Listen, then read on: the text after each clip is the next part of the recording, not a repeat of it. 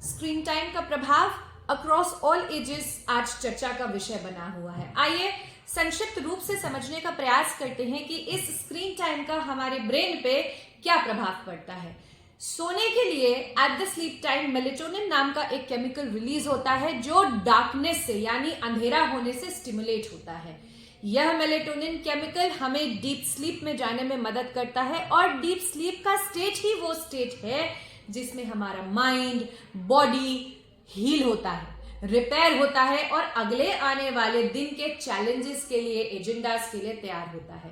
Screen time के साथ आ रहा जो लाइट है, जो स्क्रीन लाइट है, वो ब्रेन को कुछ इस प्रकार का सिग्नल भेजता है कि अभी भी दिन है और ऐसा होने के कारण मेलेटोनिन के प्रोडक्शन का पूरा साइकिल इफेक्ट हो जाता है एंड हेंस अच्छी नींद, डीप स्लीप ना होने के कारण जो भी लाइफस्टाइल रिलेटेड चैलेंजेस हैं उनके बारे में तो हम सब बहुत अच्छे से अवगत है।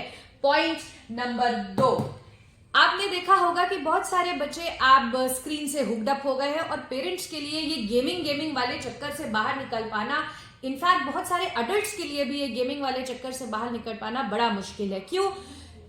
इस तरीके के हाईली रिवॉर्डिंग किसी भी एक्टिविटी में एंगेज होने के कारण डोपामीन नाम का एक केमिकल रिलीज होता है और ये डोपामीन केमिकल धीरे धीरे हमारे को जो प्लेजर सीख हो रहा है उसको इन्फ्लुएंस करता है। धीरे धीरे क्या होता है, जब हम एक्सेसिवली स्क्रीन की तरफ अट्यून्ड है तो इसका जो थ्रेशोल्ड है यानी कि हम कितनी वो एक्टिविटी करें कि हमें वो फील गुड केमिकल रिलीज हो, ये थ्रेशोल्ड धीरे धीरे बढ़ता चला जाता है और की चाह में ये बैलेंस धीरे धीरे खत्म होने लगता है। हेंस जो इंडिविजुअल है वो उस स्क्रीन से कंटिन्यूअसली हुक्ड अप होता रहता है और उसको जो रीइंफोर्समेंट है वो बहुत स्ट्रांग मिलना चाहिए, तभी उसको हम स्क्रीन से डिटैच कर पाते हैं। पॉइंट नंबर 3, अक्यूट या क्रोनिक किसी भी तरीके की डिप्रेशन में कॉर्टिजोल नाम के एक केमिकल की बहुत महत्वपूर्ण भूमिका पाई गई है। Screen exposure beyond a set time के ब्रेन स्कैन्स में ये मात्रा बहुत अच्छे से, केमिकल स्कैन्स में ये मात्रा बहुत भारी क्वांटिटी में देखी गई है। तो जो इंडिविजुअल का रेगुलेटरी सिस्टम होता है यानी कि खुद को शांत रखने का जो सिस्टम होता है वो ग्रेटली हैम्पर्ड होता है।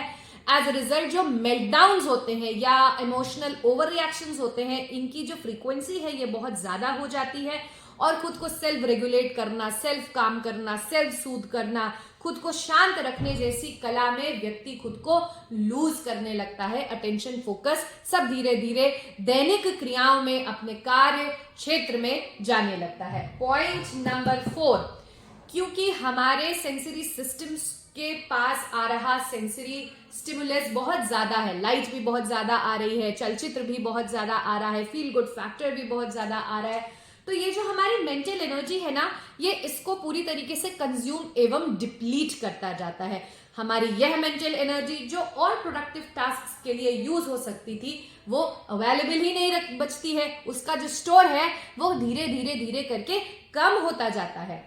Last but not the least, screen time से ग्रीन टाइम कम हो जाता है। ग्रीन टाइम क्या है?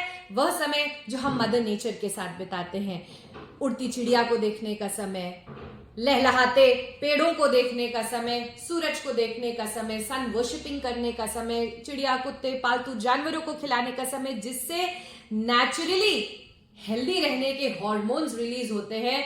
यह मोमेंट हम खो देते हैं, फिजिकल एक्टिविटी का समय हम खो देते हैं क्योंकि हम तो लगे हैं उसी के साथ।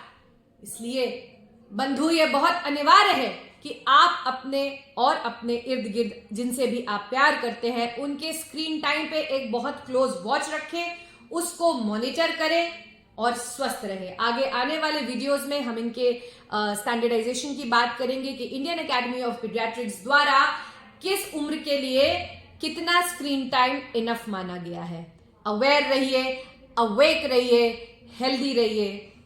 वासुदेवाय कुटुंबकम।